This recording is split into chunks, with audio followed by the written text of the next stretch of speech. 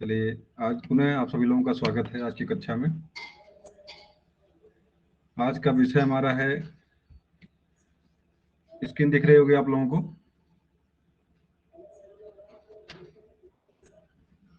समान ज्ञान के कुछ प्रश्न हैं, इस पर चर्चा हम लोग करेंगे। और विषय आज का हिंदी साहित्य और सोशल स्टडीज। लगभग 57 प्रश्न आपके हिंदी साहित्य से हैं, 1 नंबर के, 1 लाइनर हैं। उसके बाद कुछ समान ज्ञान के विभिन्न विषयों के प्रश्न हैं, उन पर चर्चा होगी और बहुत प्रश्नों का संकलन है और आप लोगों को जवाब देना। पहले एक महत्वपूर्ण सूचना की मैंने ग्रुप पे डाला था, इस आटे को खाने को लेकर के। जो लोग आटा खा रहे हैं, चक्की वाला या जो इस तरह के आटे आते हैं मार्केट में,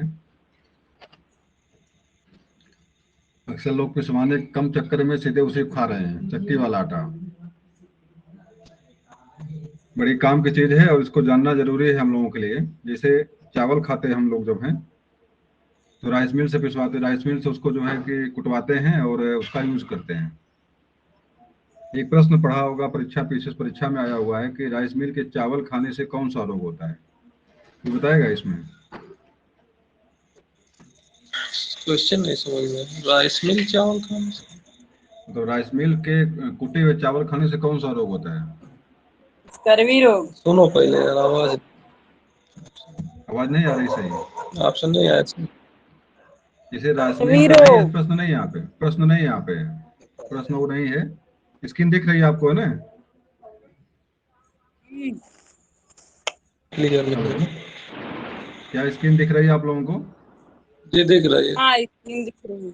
तो जैसे यहाँ प्रश्न है कि पैकेट वाले आटा खाने से क्या समस्या होती है, वैसे प्रश्न एक परीक्षा में प्रश्न आया था कि राइस मिल के कुटे हुए चावल खाने से कौन सा रोग होता है? विटामिन बी की कमी से कौन सा रोग होता है? B1 कमी से berry berry. B1। Berry berry रोग होता है। और जो चावल जो होता है, उसके जो जर्दी होती है, उस जर्दी में विटामिन बी, थायमिन होता है और रगड़ रगड़ के उसको निकाल लेते हैं वो लोग। हमको मिलता सिर्फ है चावल, उमाड़ वाला चावल मिलता है। तो उसको खाने से हमारे बेरी बेरी रोग हमको होता है, मतलब थायमिन पूरा गायब हो जाता है उसका है, और बेरी बेरी रोग होता है। उसी तरह से देखे यहाँ पे लिखा हुआ है, जो आटा आता है मार्केट में, एक 5 रुपया 5 किलो का पैकेट आता है, 10 किलो का पैकेट आता है, और उसको हम लोग बड़ा बढ़िया रोटी फूलते हैं, प्रचार बढ़िया करते वो लोग हैं और हम लोग खाते उसको हैं। इसमें देखिए दिया हुआ है, एक तत्व का नाम दिया हुआ है, बेंजोयल बेंजोयल पर ऑक्साइड, और इसको फ्लोर इम्प्रूवर कहते हैं। 4 मिलीग्राम तक मिला सकते हैं आप आटे में, लेकिन 400 मिलीग्राम तक इसमें लोग भरते हैं लोग, और किडनी उडनी खराब होती है इससे। तो बिल्कुल एक निवेदन सभी लोगों से, जो भी इस तरह का आटा मार्केट से खा रहे हैं, प्रयास करें कि पिसवाएं उसको तब खाएं उसको। चलिए, इस आप तरह का भी प्रश्न था। हाँ, बताइए। आप भी तो वही आटा खाते हैं। नहीं, हम पिसवा खाते हैं अपना है। हाँ, अरे हम खा रहे हैं, बदल देंगे उसको, कौन बड़ी समस्या है।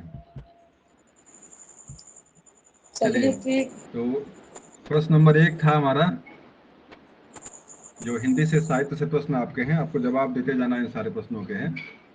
किस युग को आधुनिक हिंदी कविता का सिंहद्वार कहा जाता है? किस युग को? आधुनिक हिंदी कविता हमारी कहाँ से प्रारंभ होती है, तो बताएगा?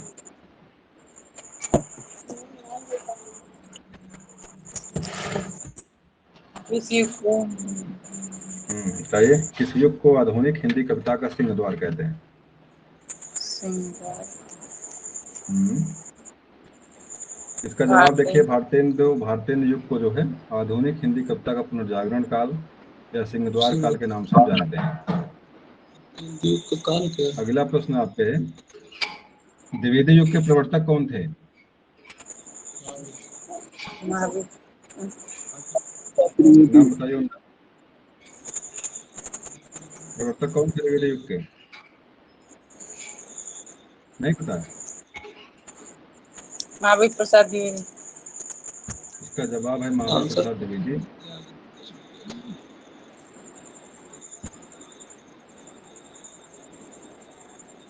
गजब तरह से खुल रहा है भाई ये। इसका जवाब है महावीर प्रसाद द्विवेदी। और आप लोग जानते हैं कि पत्रिका निकालते परीक्षा में बहुत पूछता है ये, और उसी पत्रिका का संपादन यही किए थे, और उसी पत्रिका के संपादन के साथ ही इस युग का नामकरण, नाम बता दीजिए, पत्रिका का नाम बताइए जो इसके संपादक थे महावीर प्रसाद द्विवेदी। पत्रिका को बताएगा? 1902 में निकली थी पत्रिका ये, 1902 में सरस्वती। सरस्वती पत्रिका निकली थी। और इसी सरस्वती पत्रिका के निकलने के साथ साथ ही द्विवेदी युग का प्रारंभ भी होता है। तो दोनों चीजें कहाँ आपके से यहाँ पे है। है? प्रकाशन तो नहीं बता पाएंगे कहाँ से निकलते थे, लेकिन इसी पत्रिका के साथ जो है द्विवेदी युग की शुरुआत होती है। अगला है प्रश्न है, हिंदी का पहला सामाजिक उपन्यास कौन सा माना जाता है? हिंदी का पहला सामाजिक उपन्यास कौन सा है? पहले सामाजिक उपन्यास, इच्छा गुरु सामाजिक सामाजिक उपन्यास। इसमें भाग्यवती शायद नाम है, देख लीजिए प्रश्न इसका जवाब। अरे वो चेन्नई भाग्यवती हिंदी का प्रथम उपन्यास है वो। परीक्षा गुरु हिंदी का प्रथम उपन्यास आपका है, और भाग्यवती हिंदी का प्रथम सामाजिक उपन्यास है। दोनों में अंतर किसने लिखा, मुझे इसके बारे में जानकारी बहुत नहीं है, इसके कौन है इसके। अगला प्रश्न है, सन 1950 से पहले हिंदी कविता किस कविता के रूप में जानी जाती थी? 1950 के पहले कविता का क्या नाम था? इस कविता के रूप में जानी जाती, पहले हिंदी कविता के रूप में, उससे पहले क्या नाम था? उसका नाम देख लीजिए क्या नाम है। इसको प्रयोगवादी कविता के रूप में जाना जाता था। 1950 के पहले कविता, हिंदी कविता जो थी उसको प्रयोगवादी। अगला है, ब्रज भाषा का सर्वोत्तम कवि कौन सा है? ब्रज भाषा का महत्वपूर्ण प्रश्न है, आता है परीक्षा बार बार। प्रश्न का तरीका थोड़ा सा बदला मिलेगा आपको, इनके बारे में पूछता है। ब्रज भाषा का सर्वोत्तम कवि बता दीजिए। सूरदास। बिल्कुल, जवाब सही आप लोगों का है। रचनाओं का नाम बताइए, उनके क्या क्या लिखे हुए हैं वो? सूरसारावली। 3 रचनाएं उनके हैं, बताइए। सूर, सूर, सागर। सूरा, ससुर। हाँ बताइए। साहित्य लहरी, सूर सरावली, सागर। 4 इनकी, तीन रचनाएं इनके हैं, ब्रज भाषा में हैं। और इन्हें क्या बोलते हैं, किसका सम्राट कहते हैं? करुण नहीं, वात्सल्य रस सम्राट कहते हैं। वात्सल्य रस पिलकत कान गुटुरवन आवत, मणिमय कनक नंद बाबा के बिंब पकड़िए धावत। बहुत सारी रचनाएं इनकी है। मैया मैं तो मैया मैं तो चंद खिलौना लई हूँ। तो इस तरह की बहुत सारी रचनाएं हैं जो बिल्कुल वात्सल्य रस को जो प्रेरित करते हैं, मन में एक बाल सुलभ प्रेम को उत्पन्न करते हैं, इसलिए इन्हें वात्सल्य रस सम्राट कहा गया। अगला है, आदिकाल के बाद हिंदी में किस साहित्य का उदय होता है? मतलब आदिकाल के बाद कौन सा काल आता है?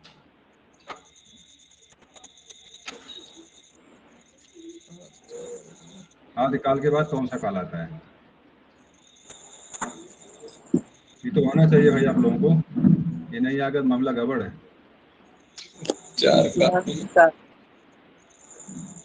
मध्यकाल है आदिकाल के बाद। मध्यकाल का एक नाम बताइए, और क्या है? भक्ति काल। उसी को भक्ति काल कहते हैं। हिंदी का स्वर्णकाल के नाम से प्रसिद्ध है। भक्तिकाल को या भक्तिकाल या मध्यकाल, बात दोनों एक ही है, और आदिकाल के बाद ही आता है। आदिकाल का नामकरण किसने किया है? आदिकाल रीतिकाल को वीरगाथा काल के नाम से। आदिकाल नामकरण किसका है? हजारी पर मुंशी प्रेमचंद, रामचंद्र शुक्ल। वीरगाथा काल उनका है। आदिकाल की भाषा डिंगर है। नामकरण वीरगाथा काल, भक्ति काल, गद्य काल, ये उनके नामकरण है। तो आदिकाल नाम हजारी प्रसाद द्विवेदी का है। हिंदी साहित्य का आदिकाल भी लिखते हैं वो। तो हजारी प्रसाद द्विवेदी का नामकरण आदिकाल है, और वीरगाथा काल नामकरण है किसका? रामचंद्र शुक्ल का। हिंदी साहित्य का इतिहास लिखे हैं वो, तो ये रामचंद्र शुक्ल का नामकरण आदिकाल है। और पुनः जो भक्ति काल भी नामकरण जो है किसका है? रामचंद्र शुक्ल का ही है। गद्य काल भी नामकरण इन्हीं का है। पुनः बाद में एक बीच में रीतिकाल आता है, रीतिकाल। और लेकिन रामचंद्र शुक्ल का नाम श्रृंगार काल है, वो आदिकाल काल नहीं लिखे, श्रृंगार काल नाम रखे हैं वो, क्योंकि उसमें श्रृंगार रचना की प्रधानता रही है। चलिए आगे आ जाइए। तो भक्ति साहित्य का काल था। अगला प्रश्न है, निर्गुण भक्ति काव्य के प्रमुख कवि कौन है? निर्गुण भक्ति शाखा जो थी उसके प्रमुख कवि कौन? कबीरदास। कबीरदास। निर्गुण भक्ति का कबीर। जवाब बिल्कुल सही है। निर्गुण धारा जो थी उसके जो है कबीरदास थे। इसकी दो धाराएं देखिए बनती हैं। अगर हम बात करेंगे कि कौन कौन धारा बने थे, जैसे सगुण और निर्गुण। देखिए इसमें सगुण। भक्त जो आपके साहित्य का इतिहास है, जो भक्त काल आता है उसके दो बनती हैं, सगुण और निर्गुण बनती हैं। सगुण के पुनः दो शाखाएं बनती हैं, बता दिए कौन कौन सी बनती हैं? ज्ञान मार्गी और प्रेम मार्गी। बहुत बढ़िया। पुनः सगुण के ज्ञान मार्गी बनते हैं और आपका प्रेम प्रेम मार्गी। मार्गी बनती है। बताइए ज्ञान मार्गी का प्रमुख कवि कौन है? ज्ञान मार्गी का सूरदास। प्रेम में रस नहीं, खाना तो सूरदास सगुण के थे। सूरदास जो है सगुण, सूरदास और क्या बोलते हैं, तो सगुण की बात की है। तुलसीदास, ये सगुण के थे, जी। इसके सगुण वाले थे। और ज्ञान मार्गी में नाम आता है उनका मलिक मोहम्मद जायसी का। नहीं नहीं, कुछ गलत हो रहा है, कुछ गलत हो प्रेम रहा है। मार्गी में प्रेम मार्गी प्रेम मार्गी में आपके, प्रेम मार्गी में आपके जो है क्या नाम इनका है, इनका नाम आता है मोहम्मद जैसी। मलिक मोहम्मद जायसी। ज्ञान मार्गी में आपके जो है इसमें आपके ये आते हैं आपके कबीरदास आते हैं। नहीं भाई, तुलसीदास सगुण सगुण के हैं, सगुण वाले के हैं। तो सगुण की बात हो रही है ना सर। निर्गुण की बात है। देखिए इसमें दो बनते हैं, सगुण बनते हैं, निर्गुण बनते हैं। कितने भाग हैं? और कुछ गलत हो रहा है क्या यहाँ पे? जैसे आपका जो शाखाएं बनती है यहाँ पे, जो बनती हैं सगुण और निर्गुण। निर्गुण और नहीं के भाई निर्गुण के कबीरदास हैं, कबीरदास तो निर्गुण से निकलते हैं। और सगुण से आपका जो ज्ञान मार्गी और प्रेम मार्गी, ज्ञान मार्गी और प्रेम मार्गी। ज्ञान मार्गी में आपके सगुण के ही धारा है, ज्ञान मार्गी और प्रेम मार्गी। तो पुनः निर्गुण की धाराएं जो है, निर्गुण की दो धाराएं निकलते यहाँ से हैं। तो ज्ञान मार्गी में ही हमें लग रहा है कि आपके तुलसीदास और क्या बोलते हैं ये मलिक मोहम्मद जायसी। मलिक मोहम्मद जायसी प्रेम मार्गी वाले में है। हाँ, प्रेम मार्गी। मलिक मोहम्मद जायसी प्रेम मार्गी में है। ज्ञान मार्गी में ही रामाश्रयी और कृष्णाश्रयी सगुण में। तो फिलहाल थोड़ा सा देखना पड़ेगा, दिमाग में थोड़ा सा स्पष्ट नहीं हो रहा है, थोड़ा सा देखना पड़ेगा इसको, इसलिए इसको गलत ना आगे ना बढ़े तो ठीक है, गलती हो जाएगी दिक्कत है। आ जाइए अगला, अगले पे आ जाइए।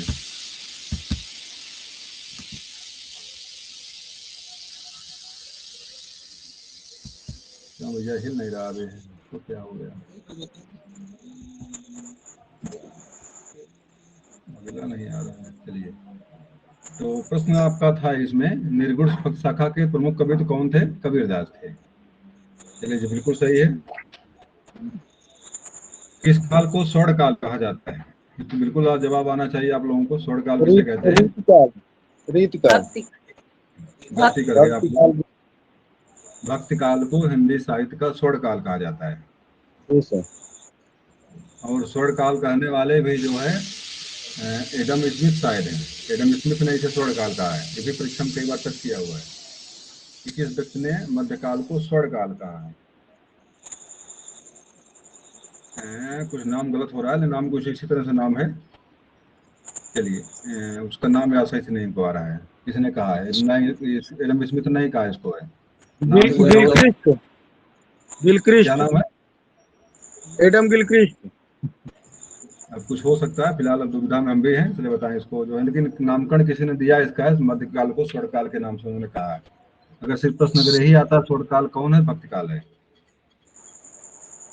एडम अगला देखिए, हिंदी का आदि कवि किसे माना जाता है? हिंदी का आदि कवि किसे कहते हैं? मुंशी सरपा सरहपा, देवसेन सूरी। तीन नाम, चार नाम आते इसमें हैं, तो चारों नाम आपको याद रखना है, किसके अनुसार किसके अनुसार किसका नाम है।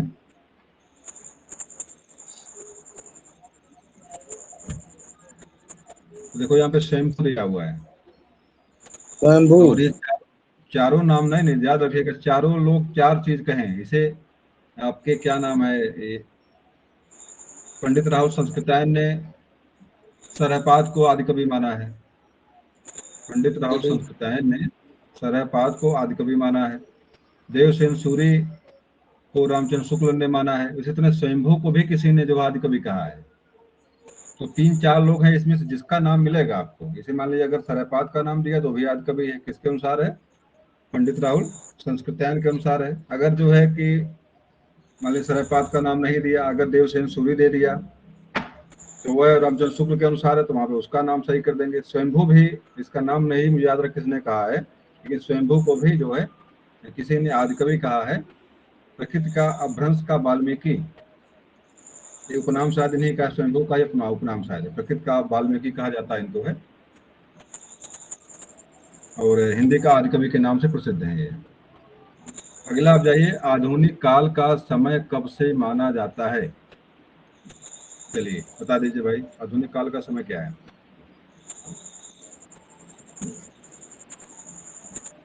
1375 से 1700। भाई आधुनिक काल की बात हो रही है। 1900 से अब तक। 1900 से अब तक आधुनिक काल की बात हो रही है। जी सर। जयशंकर प्रसाद की सर्वश्रेष्ठ रचना कौन सी है? कमायनी। कमायनी। बिल्कुल जवाब सही है, कमायनी है। और कमायनी को छायावाद की महाकाव्य। प्रसिद्ध रचना कही जाती है। छायावाद का प्रसाद कहा जाता है उसे, छायावाद का महल कहा जाता है, जो भी कह लीजिए आप। और आप जानते हैं जयशंकर प्रसाद, महादेव वर्मा, स्मितानंदन पंत और एक कवि और निराला, चार ऐसे हैं जो छायावाद के चार आधार स्तंभ कहे जाते हैं। इन्हीं के ऊपर पूरा छायावाद का महल जो है खड़ा है। और इन रचनाओं में जयशंकर प्रसाद की रचना है कामायनी, जिसे जो है सर्वश्रेष्ठ रचना की उपाधि दी गई है, जैसे मतलब छायावाद की। और कभी कोई लोग कहते हैं जूही कली से इसकी शुरुआत हुई है। छायावाद की शुरुआत जहाँ नींव पड़ती है, जहाँ से बीज बपन होता है छायावाद का, जूही कली किसने लिखा हुआ है? निराला। निराला। सुना है। और बताइए जयशंकर प्रसाद ने और क्या क्या लिखा है? क्या पत्थर क्या लिखा है? तोड़ती। पत्थर तोड़ती। प्रसाद का नाम पूछ रहा हूँ मैं। पत्थर तोड़ती तो उनका है, निराला जी का है। जी आपके पथ पर कमानी लिखे हैं। फिर आंसू लहर आंसू, झरना। झरना। लहर चलिए, और बताइए। आंसू आंसू उर्वशी कामायनी, नाटक की नहीं, रचना है। करना, उर्वशी। कंकाल, तितली। अभी इंटर में कहानी इनकी थी, क्या नाम था उसका? इंद्रजाल। इंटर में कहानी पढ़े होंगे आप लोग। मधुलिका जिसकी पात्र है, मधुलिका। पुरस्कार। और पुरस्कार है, इंटर में कहानी इनकी एक है। तो बहुत सारी रचनाएं इनकी हैं, और बहुत सारे उपन्यास इनके हैं, जैसे ध्रुव स्वामिनी। इनका क्या बोलते हैं, इनका ध्रुव स्वामिनी क्या है, नाटक इनका है। नाटक। जगमेजर का नाग यज्ञ, चंद्रगुप्त इनका ऐतिहासिक उपन्यास है। और तिलस्मी उपन्यास की नींव भी यहीं पड़ती है। ऐतिहासिक उपन्यास की शुरुआत भी करने वाले कौन थे? जयशंकर। जयशंकर प्रसाद ही थे। मतलब शुरुआत में अगर परीक्षा में प्रश्न अगर टच करता है इस तरह से आपका, प्रथम ऐतिहासिक मतलब इतिहास पर सर्वप्रथम रचना करने वाले उपन्यास में कौन थे? तो जयशंकर प्रसाद थे। तिलस्मी उपन्यास जैसे आपका क्या बोलते हैं, राजा जगमेजर का नाग यज्ञ, और भी कुछ सुनाए आपके इनका इस तरह से है। और तिलस्मी उपन्यास की शुरुआत भी आपको यहीं से मानी है, आप जो है इन्हीं के द्वारा जो शुरुआत की गई।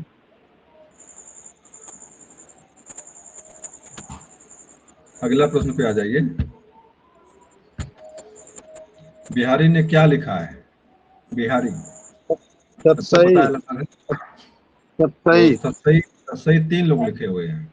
अगर हिंदी साहित्य पढ़ेंगे मन से, अगर आप जो है सत्सई लिखने वाले 3 लोग, मोतीराम का नाम एक आता है, एक बिहारी का नाम आता है, एक कोई और नाम आता है। 3 जगह सत्सई मिला है, 3 लोगों ने सत्सई लिखा हुआ है, लेकिन सत्सई फेमस किसकी है?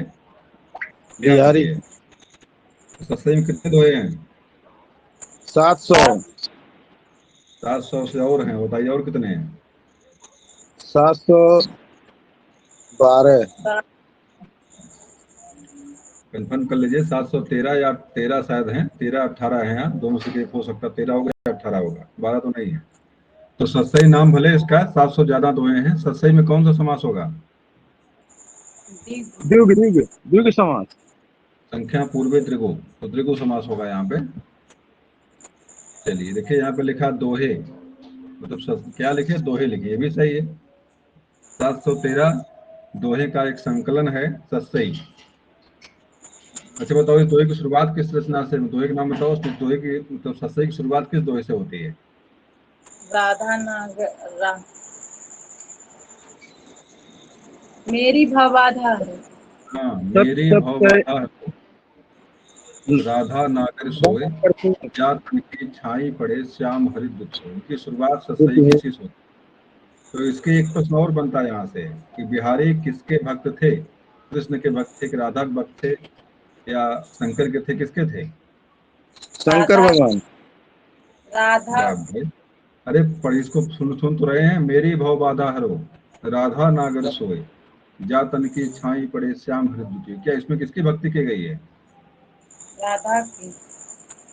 राधा के पुजारी थे ये कहते थे कि राधा कृष्ण अपने आप मान जाएंगे। राधा अगर मानी हुई है, कृष्ण तो अपने आप, जहाँ राधा वहाँ कृष्ण है। आज भी जो है कि आगरा के सारे लोग जो कृष्ण को नहीं मानते हैं, राधा की पूजा करते हैं, राधे राधे राधे दिन भर करते रहते हैं, बरसाने वाली राधे। अरे हाँ बताइए, कहिए राममूर्ति जी। शैव भक्ति को दिया बिहारी। हाँ क्या? शैव भक्ति शिव की। नहीं नहीं नहीं, बिल्कुल नहीं मिलेगा आपको, कहीं नहीं मिलेगा। 100 व्यक्ति उनके मिलेगा ही नहीं। बिहारी की बात अच्छा करेंगे तो तो राधा, राधा का नाम आएगा, कहीं नहीं मिलेगा। कहीं देखा, कहीं स्क्रीनशॉट खुद भेजिए हमारे पास, आप ग्रुप में शेयर करिएगा उसको। फिलहाल कहीं मिलेगा नहीं, मैं पढ़ा कई बार इसको हूँ, सारी भक्ति नहीं मिलेगी आपको। और साफ साफ है, बिहारी जो है राधा के पुजारी थे, राधा की पूजा, राधा को अपना इष्ट मानते थे। और इसीलिए शुरुआत में ही कहे, मेरी भव बाधा, मेरे संसारिक पीड़ाओं को हरिए, राधा नागर सो, हे चतुर नारी, हे चतुर राधा, मेरी संसारिक बाधाओं को हरिए, जा तन की छाई, जिसके तन की छाई पड़ने से श्याम का कुमलाया हुआ चेहरा जो क्या हो जाता है? हर्षित हो जाता है। कौन सा अलंकार इसमें है? कौन सा अलंकार इसमें है इस पंक्ति उपमा में? अलंकार। प्रेक्षा सही से नहीं पढ़ रहे आप लोग। हिंदी में, हिंदी से कैसे आप पीएचडी देंगे आप लोग? उत्प्रेक्षा श्लेष अलंकार है, एक शब्द में 3 अर्थ चिपके हुए हैं। श्लेष छाई उत्प्रेक्षा बने। छाई में, और मेरी भव बाधा रो, राधा नागर सो, जा तन की छाई पड़े। हरित में 2 अर्थ 3 अर्थ चिपके हुए हैं, और छाई में अर्थ चिपके हुए हैं। तो एक हरा का अर्थ मतलब होता है हरा होना। इसे काले रंग में आप सफेद मिला देंगे, रंग उसका काला बन जाता है। आप पढ़े होंगे रसायन शास्त्र, उसमें आपको परीक्षा में अगर दे दें, रंग हरा हो, इसे जा तन की छाई पड़े, जिनके तन की छाया पड़ने पर, श्याम माने सांवला, श्याम हरा माने होता हरा रंग हो जाता है। मतलब सांवला रंग क्या होता है? हरा हो जाता है। मतलब राधा गोरी थी और कृष्ण कैसे थे? काले थे। गोरे रंग में, मतलब सफेद रंग में जब काला रंग मिलेगा तो कैसा रंग जाएगा? काला रंग बनता है, नहीं हरा रंग बनता है। एक तो रसायन विज्ञान की बात है। और समझने वाली बात यहाँ पे ये है, समझने वाली बात यहाँ पे यह है कि काला का मतलब होता है मलिन मुख वाला, हरा का मतलब होता है प्रसन्नचित, प्रसन्नचित होता है। जब जब जब सांवले रंग पर या जब दुखित मन पर जो है, जब जब राधा की मुस्कुराहट पड़ती है, तो उनका भी चेहरा क्या होता है? प्रफुल्लित हो जाता है। तो 2-3 चीजें यहाँ पे छिपी हुई हैं। तो यहाँ पे श्लेष अलंकार है, जिस शब्द में 2 अर्थ चिपके हुए हों। श्लेष का मतलब होता है चिपकना। श्लेष का शाब्दिक अर्थ क्या है? चिपकना। तो यहाँ पे एक शब्द में 2 अर्थ चिपके हुए हैं, इसलिए यहाँ पे कौन सा अलंकार रहेगा? श्लेष अलंकार रहेगा। अगले पे आ जाइए।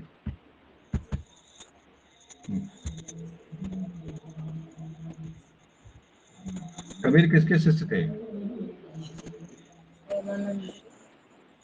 Normal question. भक्ति उपजो दक्षिण में लायो रामानंद। लाइन बहुत रामानंद। लॉन्ग। रामानंद। रामानंद प्रथम ऐसे मतलब संत हुए जिन्होंने अछूतों को या निम्न वर्ग की जातियों को शिष्य बनाए। प्रथम बार किसी ने प्रयास किया पूरे भक्त काल में। जो निम्न वर्ग के लोग थे, जैसे पीपा, अब रवि रैदास, कबीर दास, इन सबको शिष्य बनाते अपना। शुरू से बनाने को तैयार नहीं थे। कबीर दास जाकर के जहाँ सुबह सुबह स्नान करने जाते थे वहीं जाकर लेट गए। उनके पीठ पर पैर पड़ता है इनका है, तो कहते हैं बेटा राम राम बोलो। और वहीं से जो कबीर शिष्य बनते हैं। इसके बाद बहुत सारे लोगों को अपने 8 शिष्य मंडली में 8 लोग थे इनके, इसमें 4 अछूत थे। क्या मैं 3 का नाम बताता हूँ। कबीर दास का नाम है, रैदास का नाम और पीपा का नाम आता है, और एक लोग और थे उनका नाम मुझे नहीं याद आ रहा है। तो 4 उनके शिष्य थे। कौन थे? अछूत जात के थे। और ये शिष्य किसके थे? रामानंद के थे। परीक्षा में कभी कोई टच करता प्रश्न इस तरह से, तो अगर थोड़ा सा गहराई से पड़े रहेंगे तो भाई टीजीटी पीएचडी देना आप लोगों को, मुझे नहीं देना, लेकिन आप लोगों को देना है तो दिमाग में रखेंगे तो आपको आएगा ये। मोबाइल पकड़ो। हाँ बताइए। अपन मोबाइल। और कबीर, कबीर जो है, चलिए बताओ जन्म कहाँ कबीरदास का हुआ था? जन्म कहाँ पे इनका हुआ था कबीरदास का? सर वहाँ हुआ था तालाब के काशी में लहरतारा नदी के किनारे। बनारस तालाब। में, बनारस में हुआ था। लहरतारा में, लहरतारा के पोखरा था, वहाँ पे उसी जन्म हुआ था इनका। और इनका पालन पोषण नेहरू और नीमा नामक 2 जुलाहे दंपत्ति ने किया था। अब पता नहीं लड़के किसके थे, पता नहीं है। लोग कहते हैं ब्राह्मणी कोई थी, और विधवा ब्राह्मणी। लोक लज्जा के भय से जो है उसने अपने बच्चे को लाके पोखरे किनारे फेंका था। और बाद में नीरू नीमाल गए वहां, आते हैं पता चला कैसे ब्राह्मणी थी, मेरे समझ में आज तक ये नहीं आया। लेकिन तो क्या होता है, किसी का श्रेय लेना बढ़िया से जानते हैं, बिरादरी जानती है। ये श्रेय हम लोग नहीं ले पाते हैं। किसी अच्छे लोगों के साथ अपना नाम जोड़ लेते हैं लोग। तो फिलहाल कबीर साहब का नाम जोड़ा उन्होंने, लेकिन अब मालूम कैसे पड़ा कि ब्राह्मणी थी? पता नहीं चल पाया किसके लड़के थे ये। उसका नाम आप कभी बाहर आया नहीं, ब्राह्मणी का नाम। कौन ब्राह्मणी थी, क्या नाम था उसका? लोई। लेकिन लोई तो, लोई ब्राह्मणी, लोई नहीं नाम था उसका। इनके पति का नाम, इनके माता का नाम कहीं नहीं मिलता है कबीरदास के। लोई था इनके मम्मी का नाम। नहीं नहीं नहीं, लेकिन मम्मी का नाम नहीं मिलता भाई। इनके माता पिता नीरू और नीमा का नाम मिलता है, जो कहीं मिला है लोई। इनकी पत्नी का नाम लोई नहीं था। उनकी पत्नी का नाम शायद पत्नी का नाम कोई हो सकता है। और 2 लड़के थे इनके कबीरदास के। अब उसका लड़कों का कमाल और नाम तो मुझे कमली। कमाल और कमाली। कमाल और कमाली। जी। लोई लोई इनकी इनकी पत्नी थी शायद। लोई उनके पत्नी माता थी। का इतना मिलता है कि ब्राह्मणी थी, लेकिन ब्राह्मणी कैसे थी, लोग कैसे जान गए ब्राह्मणी थी? चलिए फिलहाल अब जो भाई लिख दिए लोग हैं तो पढ़ना हम लोगों को है। अगला देखिए प्रश्न इसमें है,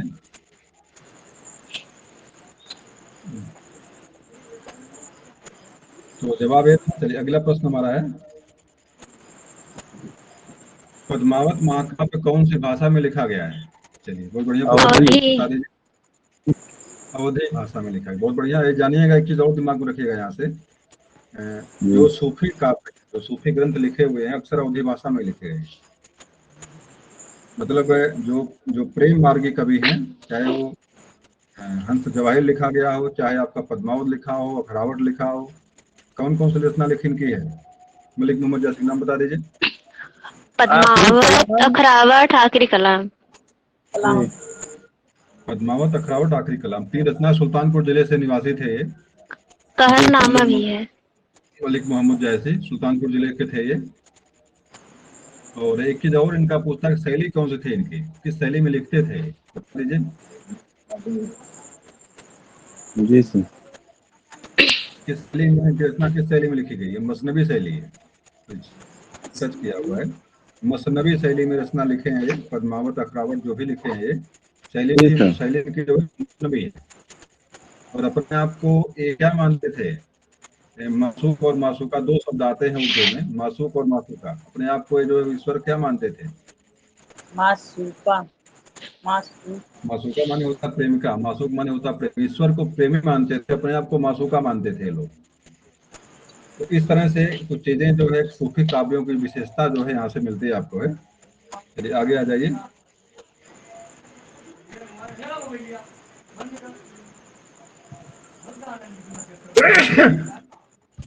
अगला प्रश्न अवधी भाषा में लिखा हुआ है पद्मावत।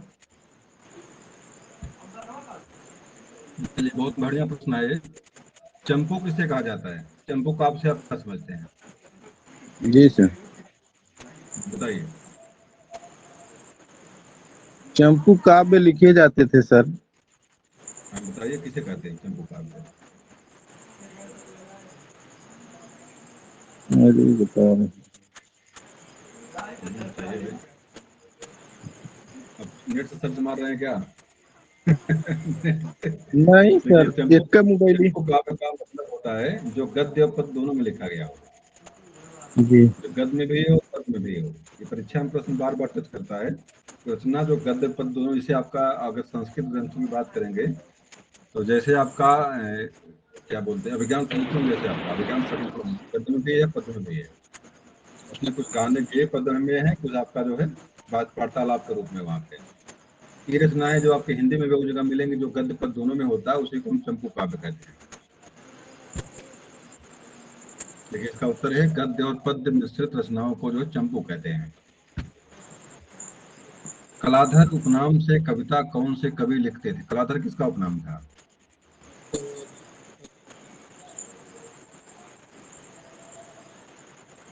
बताइए भाई, किसी को पता है? जवाब देखिए जयशंकर प्रसाद।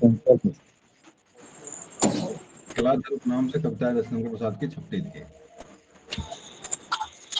रसनिधि किस कवि का उपनाम है? ये मोतीराम तो नहीं है? रस खान। मोतीराम हो सकते हैं। मतीराम मतीराम। तभी लिखा हुआ भैया। नया शब्द आ गया। अ, फिर कभी कोई कवि मिला नहीं आज तक हमको, लग रहा है कोई लिखने में गलती हुई है। इसको चेक करिएगा, इसको चेक करिएगा। तो मैं प्रश्न कहिए, मैं दिखाता हूँ आपको। एक बार मंगलसूत्र। स्क्रीनशॉट ले, एक बार स्क्रीनशॉट ले लीजिए इसका और देखिए कि इसका उत्तर क्या है। क्वेश्चन देखो यार, रसनिधि वाला पृथ्वी उत्तर बता रहा है, इसमें निधि लिख के किस आ कवि रहा का उपनाम है? पुलिस देखिएगा, स्क्रीनशॉट ले लीजिए इसका। देखिएगा कि मतलब खोजिएगा ये किसका उपनाम है। मुझे लग रहा है मोतीराम का उपनाम है ये, लेकिन यहाँ है। पृथ्वी लिखा हुआ तो सब। प्रेमचंद के अधूरे उपन्यास का क्या नाम है? बिल्कुल मंगलसूत्र मंगलसूत्र। ही नाम, मंगलसूत्र ही नाम है। कलम का सिपाही टाइटल इनकी है। और कलम का सिपाही तो लिखा किसने है? उनके उनके उपन्यास उनके लड़के ने। क्या नाम था उसका? लड़के नाम बताइए। अमृत। अमृत अमृत लाल लाल नाम नाम था। है। अमृत लाल नाम था और उन्होंने ही कलम का सिपाही लिखा है, जो कि क्या है, जीवनी है कि आत्मकथा है? आत्मकथा। आत्मकथा। आत्मकथा किसे कहते हैं? ऑटोबायोग्राफी क्या होती है? इसमें आत्मकथा सर दूसरे के बारे में भी लिखा जाता है, अपने बारे में भी लिखा जाता है। नहीं, ये तो गड़बड़ी और आपकी है। और जीवनी जीवनी आत्मकथा सिर्फ अपने बारे में लिखा जाता आत्मकथा सिर्फ सिर्फ अपने बारे में, आत्मकथा माने अपने बारे में कथानी कथा, कोई जो स्वयं लेखक लिखता है अपने बारे में उसी को आत्मकथा कहते हैं। ठीक है भाई, हम है। सब लेकिन बताइए, बताइए। ये सर लेकिन अपने पिता के बारे में लिखे थे। जीवनी है उनकी ये। अच्छा। ये जीवनी होती है, जो दूसरे के बारे में लिखे उसको जीवनी कहते हैं, जो खुद अपने बारे में लिखे उसको आत्मकथा कहते हैं। जैसे आप जिससे क्या बोलते हैं, मतलब जो अपने बारे में लिखता है ऑटोग्राफी, और क्या बोलते हैं, दो ऑटोग्राफी माने रिटन बाय हिमसेल्फ उसी को आत्मकथा बोलते हैं, और जीवनी को कुछ और बोलते हैं, बायोग्राफी बोलते हैं। चलिए, तो इसका जवाब आपका हो जाएगा हिंदी का सर्वाधिक नाटककार कौन है? हिंदी का मतलब सबसे अधिक नाटक लिखने वाला हिंदी में कौन है भैया? भारतीय हरिश्चंद्र। अच्छा हाँ हाँ। केंद्र। हैं? कैसे भैया प्रश्न ये उल्टा आ रहा है, मंगलसूत्र कहाँ से आ गया? जस एक मिनट, कुछ लिखने में टाइप करने में समस्या हुई है। हिंदी का सर्वाधिक नाटककार कौन है? इसका आंसर जयशंकर प्रसाद। क्या मंगलसूत्र की यहाँ दे दिया? यहाँ जयशंकर प्रसाद, जयशंकर प्रसाद का नाम आया है। मंगलसूत्र इसके पहले वाले का था, अधूरा उपन्यास जो था प्रेमचंद का, और जयशंकर प्रसाद का नाम यहाँ पे सबसे अधिक नाटक लिखने का नामकरण जो नाम है शुरुआती स्टेज में, जयशंकर प्रसाद का नाम यहाँ पे है। और नाटककार में इनका नाम ध्रुवसामनी को लेकर परीक्षा में बार बार प्रश्न करता है, ध्रुवसामनी को लेकर के। ध्रुवसामनी किसकी रचना है?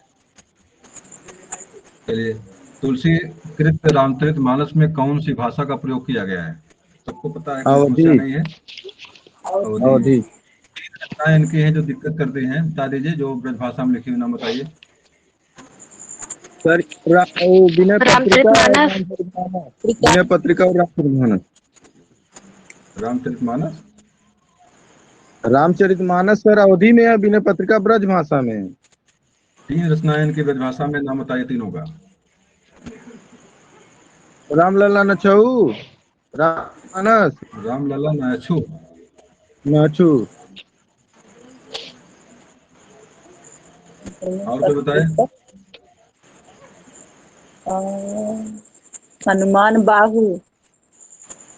हनुमान बाहु।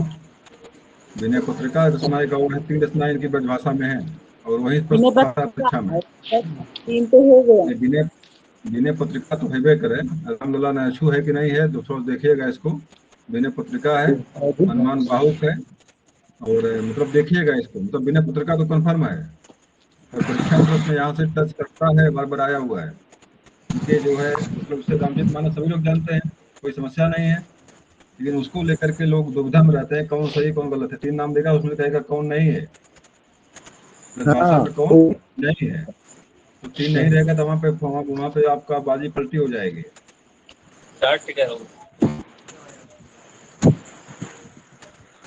एकांकी के जन्मदाता कौन है? एकांकी सम्राट किसे कहते हैं? जयशंकर नहीं,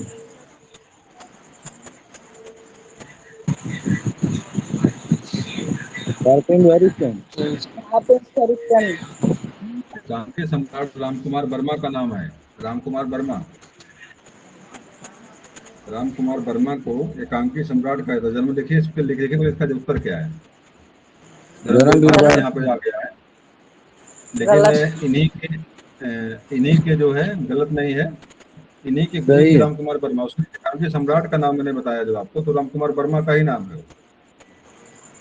एकांकी इन्हीं के गुरु थे वो, रामकुमार वर्मा धर्मवीर भारती के गुरु थे रामकुमार वर्मा।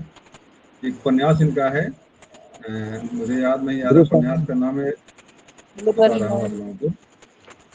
गुनाहों का देवता। गुनाहों का देवता, सूरज का 7वां घोड़ा, और अंधा युग। कनप्रिया भी शायद यही लिखे हैं। धर्मवीर भारती उन्हीं के गुरु थे। और गुनाहों का देवता बड़ा बढ़िया उपन्यास है, मैंने पढ़ा इसको है, धर्मवीर भारती का। और जात के वर्मा जी, चलिए जाने दीजिए। तो धर्मवीर भारती तो हो, सबसे फिलहाल कुछ दुविधा लग रही है हमको, धर्मवीर भारती का नाम जो यहाँ पे आया है उसमें एकांकी की जन्मदाता को लेकर के। फिलहाल एकांकी सम्राट का नाम अगर आएगा तो आप रामकुमार वर्मा को सही करेंगे, और थोड़ा सा धर्मवीर भारती का नाम दुविधा में डाल रहा है यहाँ पे।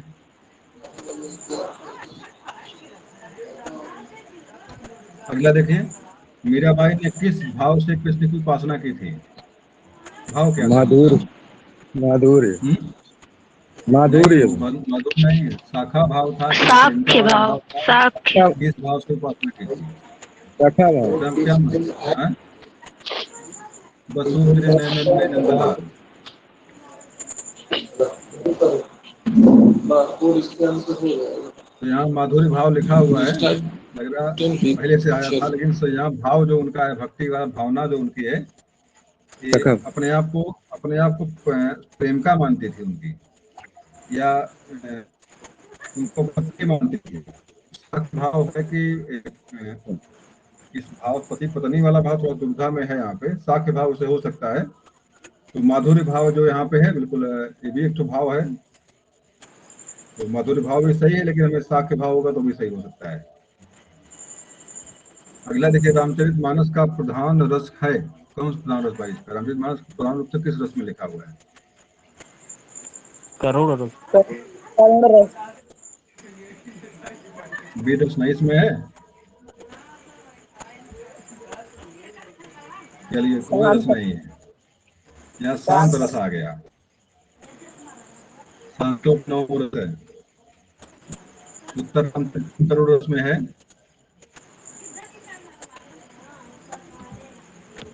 अगले प्रश्न पे आ जाइए। सबसे पहले अपनी आत्मकथा हिंदी में किसने लिखी थी?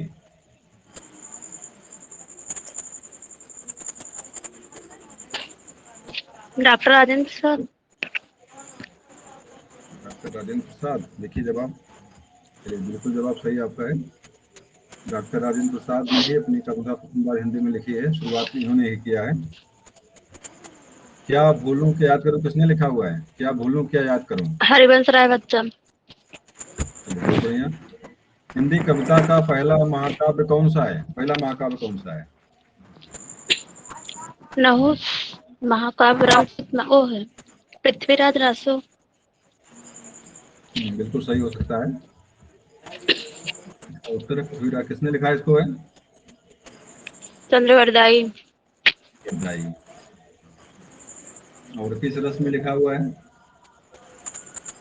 वीर रस। वीर रस वीर। वेद रस में लिखा हुआ है। किसके दरबारी थे? बताइए, किसके दरबारी थे? चौहान के, पृथ्वीराज चौहान। चौहान दरबारी थे। इन्हीं के समकालीन थे।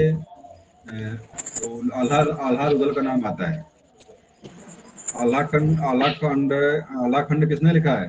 नाम बताइए। जगपति नाल है। नहीं, नलपति नाथ। जगनिक ने लिखा। आल्हाखंड जगनिक ने लिखा है। और उसका शुद्ध नाम बताइए, शुद्ध नाम क्या है? किसका किसका जो आपका काव्य पढ़ते हैं ये आल्हाखंड का, उसका उसका नाम है परमाल। परमाल रासो। परमाल रासो के जगह। पृथ्वीराज के साथ संघर्ष में दोनों लोग मारे गए थे। दोनों सुपुत्र, दोनों भाई जो थे, आल्हा रुदल जो है, ये मालवा का शासक परमाल था। और उसी टकराहट में पृथ्वीराज चौहान से लड़ाई में दोनों लोग मारे गए थे। और इस बात देने के भाषा के बारे में परीक्षण प्रश्न करता है, भाषा कौन सी है पृथ्वीराज रासो की? वो बताएगा कि भाषा में लिखा गया, शैली क्या इसकी है? पिंगल या पिंगल? डींग डिंगल। मारने वाले। डिंगल या पिंगल कहते हैं इसको, है। तो पूरा पूरा रासो काव्य जो है डिंगल या पिंगल शैली में या भाषा में लिखा गया है। और ये भी जानिएगा कि पृथ्वीराज रासो को हिंदी छंदों का अजायब घर कहते हैं। इसको छंदों का अजायब घर, मतलब बहुत सारे छंदों का प्रयोग इसमें किया गया है। एक रचना है उनके, क्या बोलते हैं, उत्तर रामचरितम, किसने लिखा है?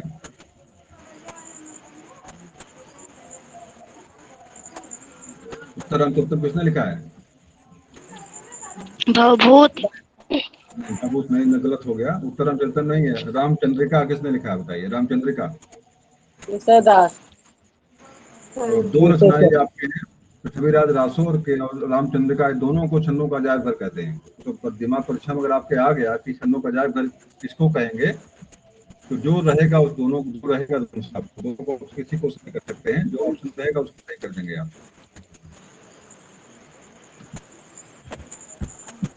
अगला प्रश्न आपका, हिंदी के सर्वप्रथम प्रकाशित पत्र का नाम बताइए, क्या नाम है? दंड उदंत मार्तांड। दंत मार्तन, किसने किसने प्रकाशित किया था इसको? किशोरी लाल। किशोरी लाल को। नहीं नहीं नहीं, जुगल किशोर नाम उनका है।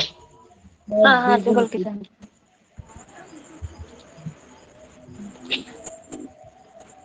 उदंत, उदंड है, उदंत है, उसे उदंड लिखा है। दंत मार्तंड हिंदी का प्रथम पत्र था, जुगल किशोर ने इसको संपादित किया था। हिंदी साहित्य की प्रथम कहानी कौन सी है? प्रथम कहानी का नाम बता दीजिए। नहुस। हिंदू हिंदूमती। सॉरी, कहानी इंदुमती है। नहुस नाटक है, जो हाँ। नाटक को लिखने वाले थे भारतेंदु के पिताजी ने लिखा था, गोपाल मिश्र, गोपाल शायद नाम था उनका। नहुस नाटक को भारतेंद्र जी के पिता ने लिखा था और उसके पिता का गोपाल चंद गिरधर दास। मतलब इसी तरह नाम जो था उनका, तो उन्होंने नहुस लिखा था, नाटक है भारतेंद्र का। तो इंदुमती प्रथम कहानी है। इंदुमती किसने लिखा है? किशोरीलाल गोस्वामी। रानी की, हाँ चलिए, कोई रानी की कहानी तो अब ये हो गए, ईसा अल्लाह खां हो गए। लाल गोस्वामी इसकी इंदुमती के हैं, पता नहीं मुझे। यस सर, किशोरीलाल चलिए ठीक गोस्वामी है, ही है इंदुमती। चलिए बहुत बढ़िया। अगला है, आंचलिक रचनाएं किससे संबंधित होती हैं? आंचलिक, जी सर, जवाब जैसे इसका है मतलब क्षेत्र विशेष से, गाँव क्षेत्र विशेष से होती हैं। अभी एक परीक्षण प्रश्न आता है, आंचलिक उपन्यास को लेकर प्रश्न करता है, आंचलिक उपन्यासकार कौन है? ये भैया पूछता है कि किस तरह के फणीश्वरनाथ उपन्यास। रेणु।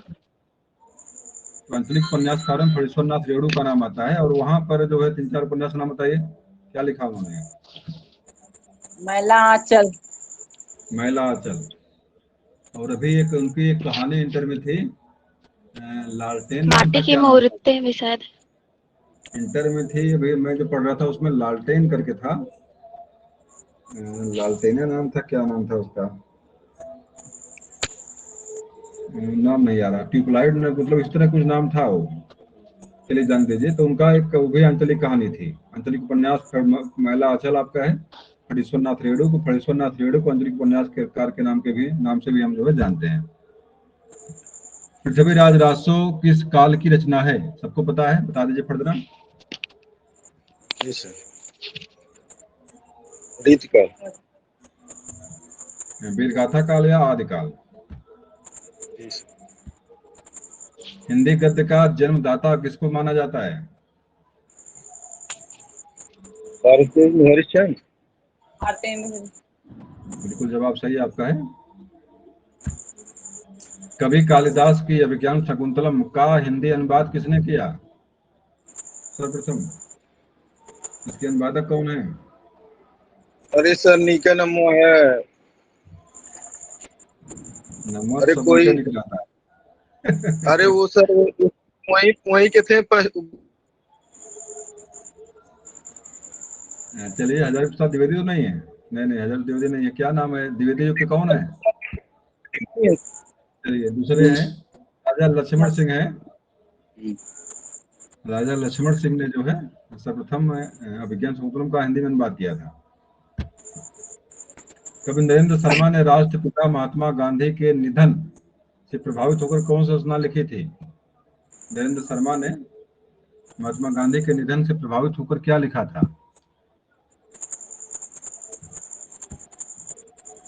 रक्त चंदन की रचना की थी उन्होंने, रक्त चंदन, नरेंद्र शर्मा ने। नाट्य शास्त्रकारों द्वारा अमान्य रस कौन सा है?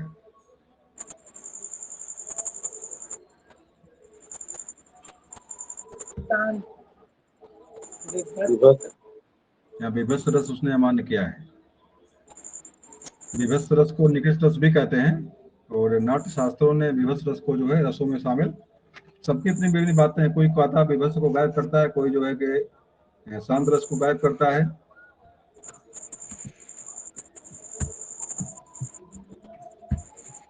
अगला है, काव्य शास्त्र का प्राचीनतम नाम क्या था? प्राचीनतम नाम क्या काव्य शास्त्र का है? पिंगल शास्त्र नाम तो नहीं था, पिंगल शास्त्र कहते थे शायद इसको पहले, छंद शास्त्र नहीं, छंद शास्त्र को कहते। चलिए देखिए जवाब क्या है इसका है, अलंकार शास्त्र नाम था इसका। अलंकार। रीति संप्रदाय के संस्थापक कौन थे? ये परीक्षा में आपके संस्कृत का महत्वपूर्ण प्रश्न है। भूषण हिंदी का, बिहारी। हिंदी की नहीं है ये रचना, मुख्य संस्कृत का मानिए आप। रीत संप्रदाय, वैदर्भी संप्रदाय करके प्रश्न पूछते हैं, तो इसमें से मुख्य संस्कृत का प्रश्न मानिए, इसको संस्कृत का प्रश्न है ये। कहीं भामा या कुछ इस तरह कोई है इसका, देखिए जवाब इसका। आचार्य वामन जो है रीत संप्रदाय के जनक माने जाते हैं। हिंदी में काव्य शास्त्र के प्रथम आचार्य कौन है? काव्य शास्त्र के प्रथम आचार्य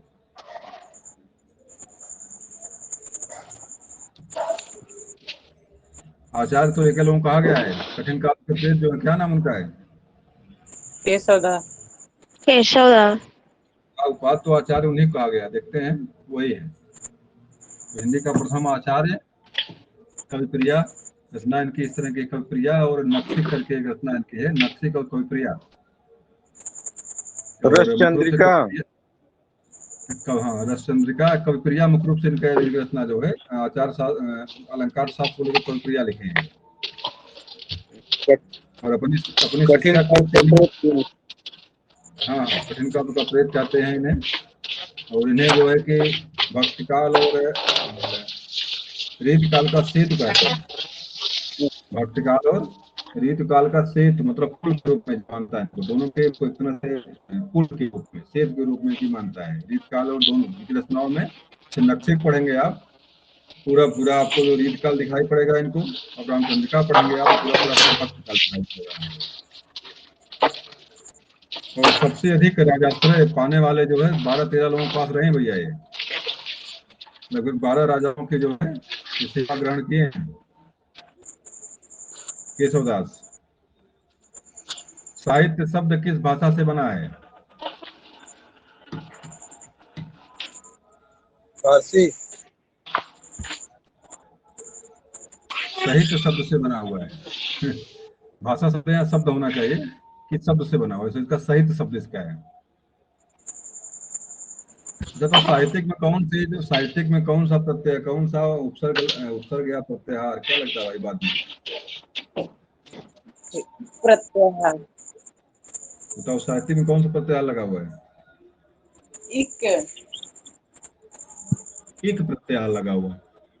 उसकी विशेषता होती एक है जिसमें जुड़ता है पहले वाले स्वर को, उसका वर्धित कर देता है। जैसे साहित्यिक था तो साहित्यिक हो गया है, साहित्य था साहित्य हो गया, ये अंतर होता है। प्रश्न था इसमें, हिंदी साहित्य में जीवनी साहित्य का प्रारंभ कौन से युग में हुआ था? जीवनी साहित्य का प्रारंभ किस युग में हुआ था? इसका जवाब आपका है भारतीय युग में हुआ था। अगला प्रश्न, हिंदी भाषा और साहित्य के लेखक हैं। हिंदी भाषा और साहित्य के पुस्तक का नाम है, किसने लिखा है इसको? श्याम सुंदर। और इन्होंने एक शब्दावली भी, एक शब्दकोश जो प्रकाशित किया था श्याम सुंदर दास ने, वो भी परीक्षा में कई बार टच किया हुआ है कि मतलब हिंदी भाषा का शब्दकोश प्रथम बार किसने प्रकाशित कराया था? ये श्याम सुंदर दास के ही जो भी देन थी।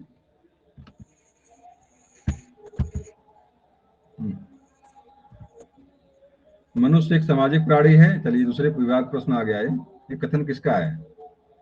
जवाब भी आया था, अरस्तु का कथन है ये। भाषा किसे कहते हैं? भाषा क्या है? सर जो अपने मतलब संकेतों द्वारा अपने मतलब भावनाओं को व्यक्त करने का माध्यम जो है। अपनी बात को दूसरे तक प्रेषित करने का माध्यम ही भाषा है। मतलब अपने बाहर, चाहे वो इंद्रियों द्वारा प्रेषित कर रहे हैं आप, चाहे अपने बातों द्वारा प्रेषित करें, जिस माध्यम से भी अपनी बातों को किसी तक पहुंचा सकते हैं आप, वही भाषा है। देखिए जवाब क्या दिया इसका है, मनुष्य अपने मानसिक विचारों की अभिव्यक्ति के लिए जिस माध्यम का प्रयोग करता है वह भाषा कहलाती है। चाहे वो लैंगिक, आपका जो क्या बोलते हैं दैहिक भाषा हो, चाहे आपकी जो है कि लिपिक भाषा हो, मतलब जिस भी रूप में आप जो है, इसे नहीं है कबीरदास क्या ना रहीम इसने लिखा, बिहारी ने लिखा है, भरे भुवन में करत है नैने नहीं सौ बात। लाइन पूरी नहीं मुझे याद है, पहले वाली लाइन क्या है, मतलब भरे भुवन में मतलब पूरा भरा हुआ है, सारे नाथ बात सब खड़े हैं, लेकिन अपनी आंखों से ही जो है बतिया लिखा है। दैहिक भाषा है, नेत्र की भाषा है, इसको हम जो है दैहिक भाषा बोलते हैं, बॉडी लैंग्वेज बोलते हैं। आपके चाल ढाल से मालूम पड़ जाता है कि आपके विचार क्या हैं, आपकी आहार विहार से मालूम पड़ता है कि आपके जो है मन की बातें मालूम पड़ जाती हैं। और एक की दो चीज यहाँ से याद रखिएगा, अगर आपके कपड़ों से कोई बात मालूम पड़ती है तो उसको हम आहार्य कहते हैं। इसके पहले आप जब वहां जाएंगे, कौन सा रस होता है, रस, जब अच्छा रस में जाएंगे तो वहां पे आहार शब्द मिलेगा आपको। आहार माने कपड़े वाला, जैसे काला पहने हैं, पीला पहने, एक नीला पहने हुए हैं, ये भी आपके मनोभावों को दर्शाने का एक माध्यम होता है। चलिए आ जाइए आगे इसमें। तो प्रश्न था ये,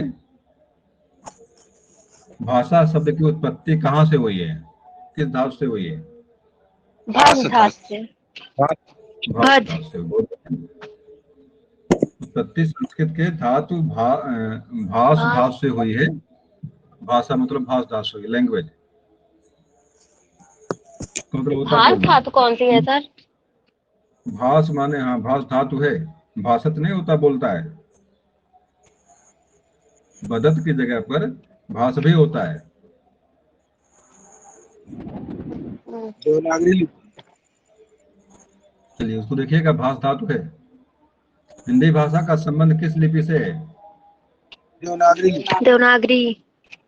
तो देवनागरी लिपि में कौन कौन सी भाषा लिखी जाती है, बता दीजिए। हिंदी, संस्कृत, उर्दू।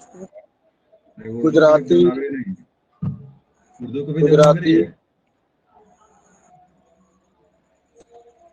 देखिए 3 भाषा जानता हूं मैं, मराठी एक है, मराठी, नेपाली, संस्कृत, हिंदी।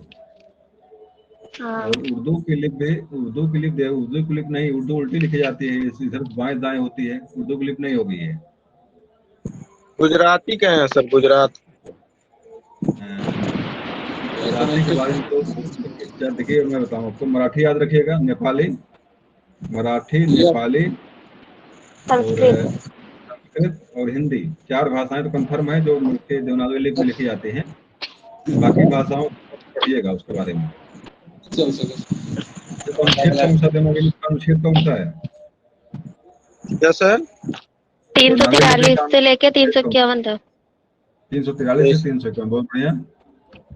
ये लिपि के बारे में नहीं है, पूरा भाषा के बारे में। 343 से 351 तक हिंदी भाषा के बारे में। चलिए अगला प्रश्न पे आ जाइए। बोलने वालों की संख्या की दृष्टि से हिंदी का विश्व में कौन सा स्थान है? किस स्थान पर हिंदी भाषा आती है बोलने वालों के दृष्टिकोण से?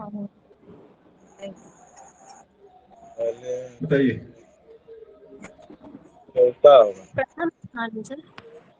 प्रथम स्थान तो चाइना का भाई, मंडारिन का है। चीनी, मंडारिन या चीनी का है। विश्व में सबसे अधिक लोग उसको बोलते हैं, और चाइना के बाद कहीं बोली नहीं कहीं आती है। दूसरा स्थान हमें लग रहा है अंग्रेजी का है। तीसरा स्थान पे हो सकता है हिंदी आपकी हो विश्व में। देखिए जवाब देख लीजिए इसका। तीसरा स्थान है। पहला आपकी मंडारिन चीनी है, दूसरी भाषा आपकी अंग्रेजी है, तीसरी भाषा आपकी हिंदी है, जो विश्व में तीसरे स्थान पर आती है।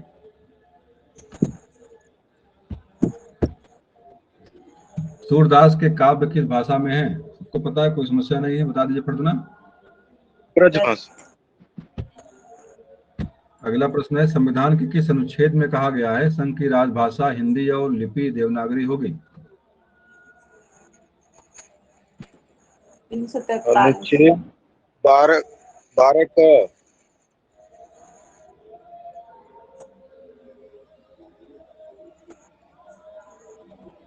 343 क्या है भाई? 300 कैसे है? 343 क्या है? अनुच्छेद है, कुछ और है? अनुच्छेद है सर, अनुच्छेद 351। भाई भाग तो पूछा नहीं गया आपका। अनुच्छेद 351 की बात है ना। 351 नहीं है, 343 होगा।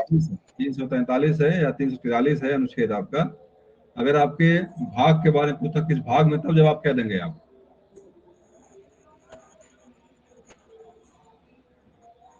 किस भाग में है? 21 से है सर, 21 से। अच्छा 21 से तो आपका हो गया। उसमें किस भाग में पूछो, किस भाग में है? भाषा के बारे में उल्लेख किस भाग में है? अरे भाई भाग 17 में, भाग 17 पढ़ा आप लोग है ना। जो भाषाएं हैं, लैंग्वेज जो इंडिया की 22 भाषाएं जो मान्यता प्राप्त हैं, उनका उल्लेख कहाँ पर किस भाग में है?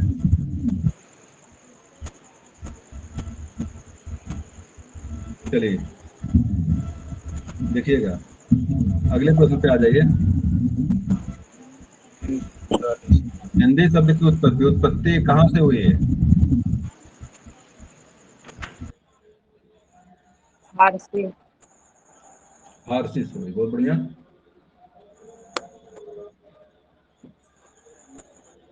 इसका मतलब हिंदी जो है फारसी भाषा से उत्पन्न हुई है। और हिंदुस्तान नामकरण भी ईरानियों ने ही किया था, फारसियों ने किया था। अच्छा बताइए, फारसी भाषा किस काल की राजभाषा थी?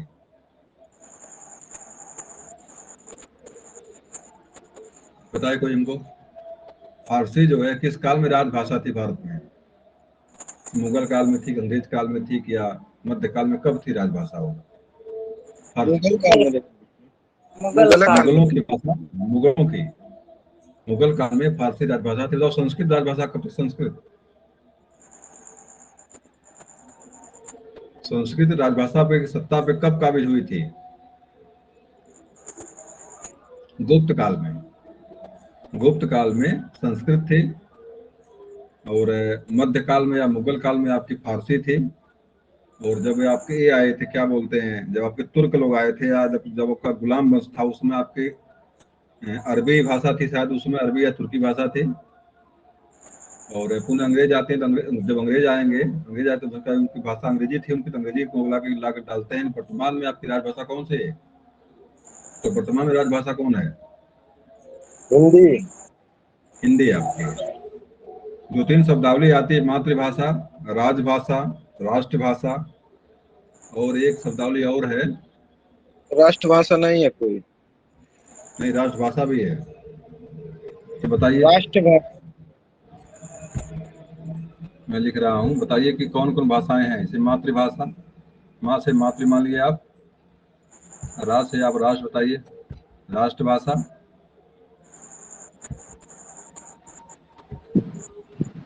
और एक है मातृभाषा, राष्ट्रभाषा, और एक है राजभाषा। राजभाषा जी सर, और एक है राजभाषा राज्यभाषा, और एक है राज्यभाषा। आधा ज्या और अंत में या। बताइए तीनों कौन सी भाषा आपकी है? मातृभाषा कौन आपकी है, राष्ट्रभाषा हिंदी। कौन है, राजभाषा कौन है, और राज्यभाषा कौन है? राष्ट्रभाषा नहीं पता है। देखिए, राष्ट्रभाषा का मतलब ये होता है जो अधिकतम लोग जिसको बोले, पूरे जिस देश के अधिकतम लोग जिसको बोलते हैं, वही आपकी राष्ट्रभाषा हाँ, होती है। लेकिन पद अभी वो दिया नहीं गया राष्ट्रभाषा का उसको पद। नहीं दिया जाए, उसके देने की आवश्यकता ही नहीं है। जो अधिकतम लोग जिसको बोलते हैं वही राष्ट्रभाषा होती है। तो हिंदी को ही दर्जा प्राप्त है ये भारत में, असम लैंग्वेज का दर्जा हिंदी को ही प्राप्त है। लेकिन संवैधानिक नहीं है ये। संविधान जी के सर। रूप में, अगर संवैधानिक लैंग्वेज में आपकी राजभाषा है, किसी देश की भाषा को राजभाषा बोलते हैं। जैसे भारत की राजभाषा आपकी हिंदी है, लेकिन राज्य माने क्या होता है? राज्य किसी माने राज्य की मतलब भाषा को। जी जैसे यूपी की राजभाषा क्या है? हिंदी। हिंदी है। और सेकंड तो सेकंड सेकंड जो उर्दू। उर्दू आपकी है। तो जी। भारत में 22 भाषाओं को मान्यता प्राप्त है राज्य के रूप में। तो कहीं पर आपका मराठी है, कहीं पर कन्नड़ है, कहीं तेलुगु है। तो जितनी भाषाएं हैं, मतलब हर राज्य से, भारत में 35 राज्य अगर आपके हैं, तो हर हो सकता है कि उसमें से 2-1 राज्य का, इसमें 11 राज्य ऐसे हैं जिसकी हिंदी भाषा है। नहीं, 9 राज्य हैं जिसकी भाषा हिंदी है। बाकी सब भाषाओं के, सब राज्यों की भाषाएं अलग अलग भाषा है। कहीं पर तमिल है, कहीं तेलुगु है, कहीं कन्नड़ है, कहीं मलयालम है। सबकी अलग अलग लैंग्वेज है। तो इसलिए मतलब राज्य भाषा का मतलब होता है जो राज्य की भाषा हो, किसी स्टेट की भाषा हो। और राज्य का मतलब होता है देश की भाषा हो। राष्ट्र का मतलब होता है जो उसको अधिकतम लोग बोलें। और मातृभाषा का मतलब होता है जो आपकी मैटरनल लैंग्वेज हो, या आपके परिवार के लोग जिसको बोलते हैं, उसी को हम मातृभाषा कहते हैं। या आपके परिवेश के अगल बगल लोग जिस भाषा का इस्तेमाल करते हैं, उसी को मातृभाषा कहते हैं। और सौभाग्य से चारों भाषाएं कौन सी आपकी हैं? हिंदी।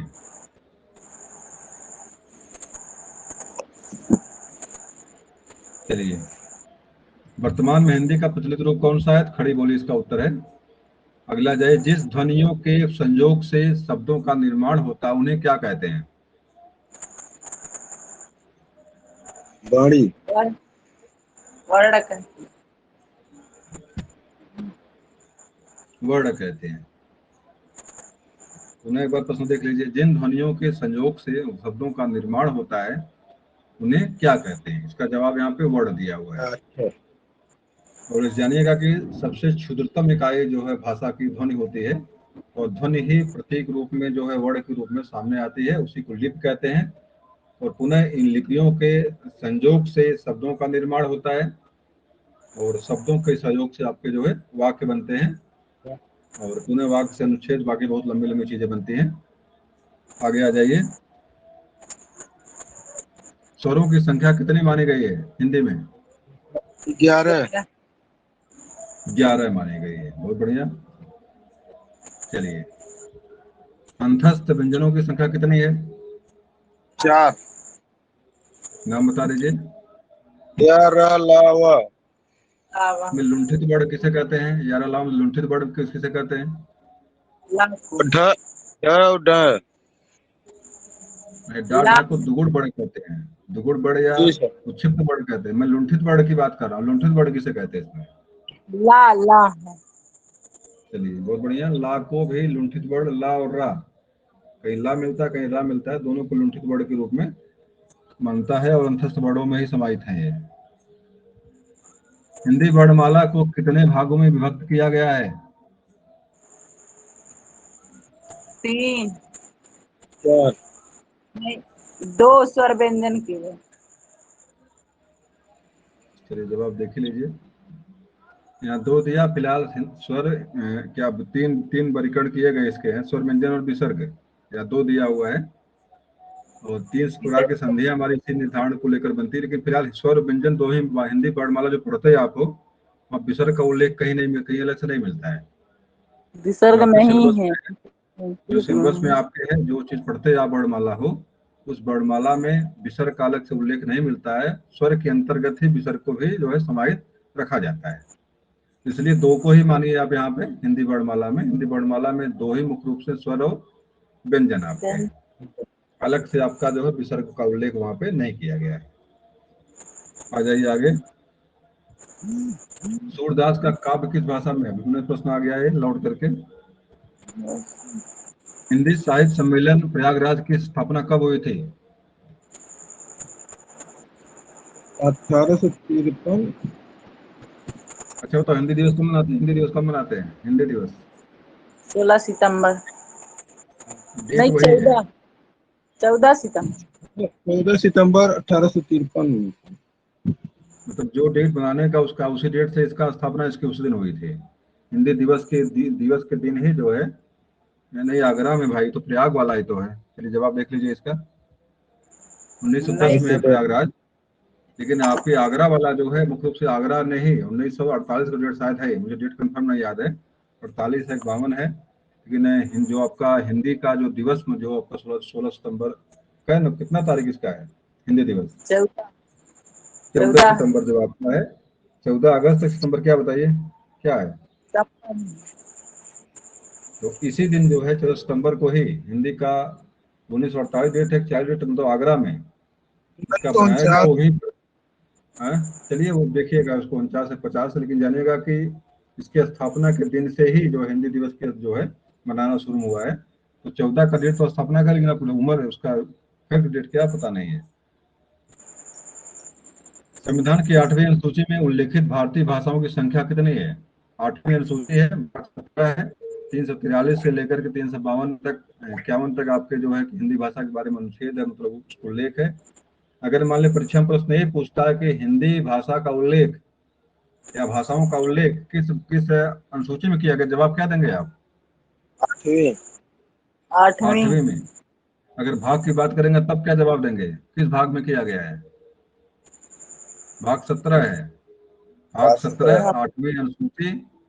और पुनः अगर हिंदी के बारे में अलग से पूछेगा कहाँ से कहाँ तक है, 343 से लेकर 351 तक, ये जवाब आपको देना है तीनों चीजें समझ करके। यहाँ से बताओ कितनी भाषाओं का उल्लेख है? 22 तो 12वीं में हुआ है। अरे भाई, 14 क्या हुआ? क्या बदलाव जोड़ा गया था सर? अरे तो क्या पूछ क्या रहा है? पूछ की प्रश्न पढ़िएगा तब उत्तर देंगे, उसका क्वेश्चन कर देंगे। 8वीं अनुसूची में ही 22 भाषाओं का उल्लेख है। 8वीं में ही सर? 8वीं में ही 8वीं अनुसूची में ही 22 भाषाओं का उल्लेख है, और भाग 17 में है वो। हाँ, शुरुआत में 14 भाषाओं का उल्लेख यहाँ पे किया गया है। 14 भाषाओं का उल्लेख यहाँ पे था, बाद में इसी मिला करके डोगरी को बाकी लोगों को लाके जोड़ा गया, मिला के वर्तमान 22 भाषाएं आपकी हुई हैं। प्रश्न सही पढ़िए, प्रश्न सही पढ़िए। संविधान की 8वीं अनुसूची में उल्लेखित भारतीय भाषाओं की संख्या कितनी है? तो 8वीं अनुसूची में ही 22 भाषाएं हैं और भाग 17 है वो। और शुरुआत में जो जब संविधान आपका बना है तो वहां पे मात्र 14 भाषाएं का उल्लेख था उसमें केवल। जी सर। हिंदी की विशिष्ट बोली ब्रज भाषा किस रूप में सबसे अधिक प्रसिद्ध है? गद्य में है, पद्य में है? पद्य में। पद्य में। शुरू में लिखते थे लोग गद्य में और गाना गाते थे, नहीं मतलब लिखते थे खड़ी बोली में गद्य, और कविता पाठ जो है ब्रज भाषा में करते थे। काव्य दिया। हाँ, तो काव्य भाषा के रूप में ब्रज भाषा। देवनागरी लिपि किस लिपि का विकसित रूप है? तो देवनागरी जन्म कहाँ से हुआ है, किस लिपि से हुआ है? देवनागरी लिपि का जन्म किस लिपि से हुआ है? खरोष्ठी। ब्राह्मी। ब्राह्मी, संस्कृत के लिए ब्राह्मी है, उसी जन्म देवनागरी लिपि का हुआ है, उसी का डेवलप रूप है आपके ये।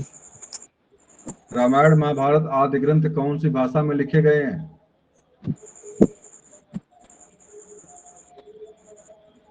क्या उत्तर देंगे आप? हाँ, संस्कृत में लिखे गए हैं। संस्कृत में भी 2 रूप आपके थे, एक वैदिक संस्कृत थी, एक लौकिक संस्कृत थे। तो किसमें सही करेंगे इसको आप?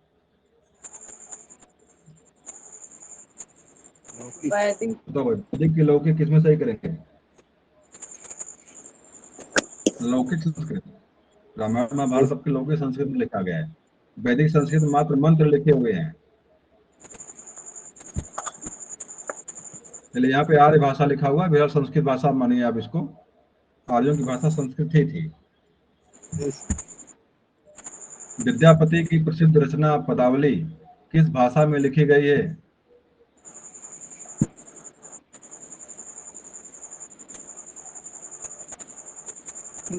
भाई मैथिल कोकिल उपाधि है इनकी, विद्यापति की। परीक्षा में प्रश्न आया था यहाँ से।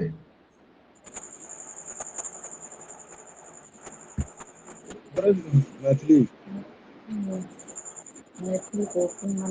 परीक्षा में प्रश्न आया था, मैथिल कोकिल किसको कहा जाता है? तो भाई साहब सब जान जाइए, मैथिल मैंने बता दिया, मैथिली बताइए उसको। भारत में हिंदी का संवैधानिक स्वरूप है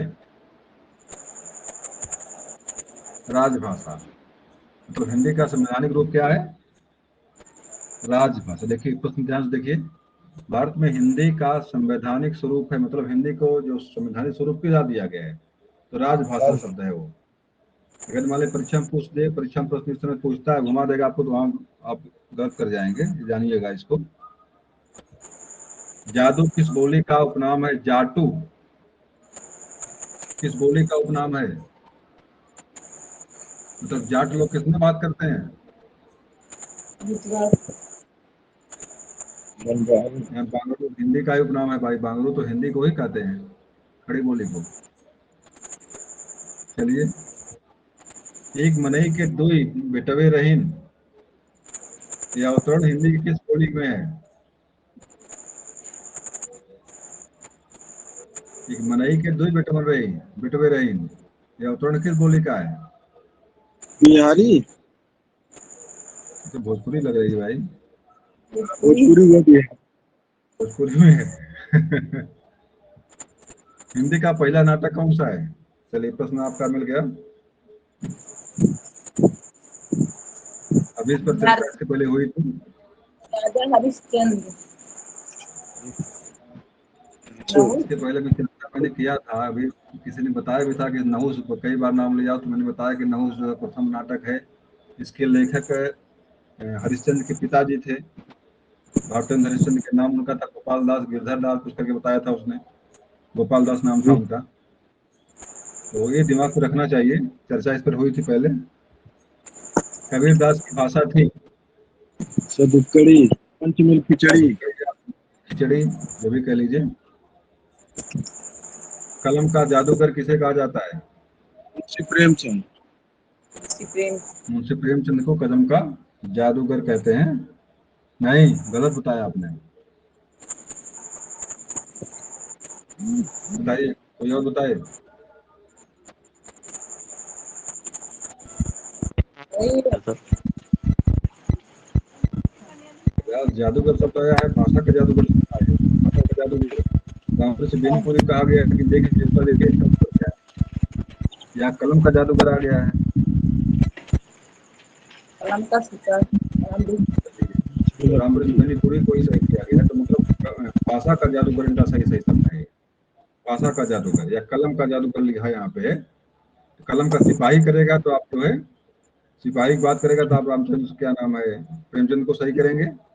और कलम का जादूगर की बात करेगा, भाषा का जादूगर की बात करेगा तो आप रामपुर बेनीपुरी को सही करेंगे। आपके इंटर में इनके पाठ था, पढ़ने में इतना बढ़िया लगता है।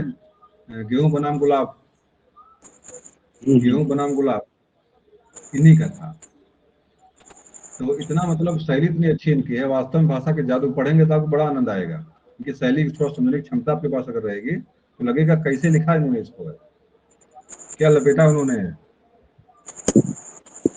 अस्थाई भाव की संख्या कितनी है? अस्थाई भाव कितने हैं? 9 है। चलिए भाई, यहाँ पे 9 से कम तो है में गए तो 9 मान लीजिए आप इसको, क्योंकि 9 रस माने गए हैं तो 9 अस्थाई भाव भी आपके हो जाएंगे। चलिए इसका उत्तर नहीं दिया गया है। उत्तर देखिए यहाँ पे ए सही किया है, जो ऊपर ही है। अस्थाई भाव की संख्या 9 आपकी। चलिए अगला प्रश्न पे आ जाइए। संस्कृत के ऐसे शब्द जिन्हें हम ज्यों का त्यों प्रयोग में लाते हैं क्या कहलाते हैं? तत्सम। तत् माने होता है उसी के, सम माने होता है बराबर।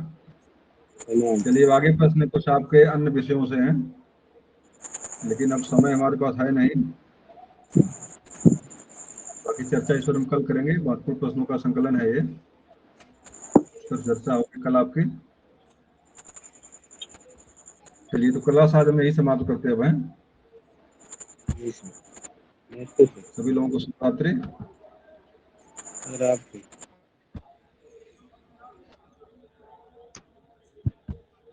चलिए धन्यवाद।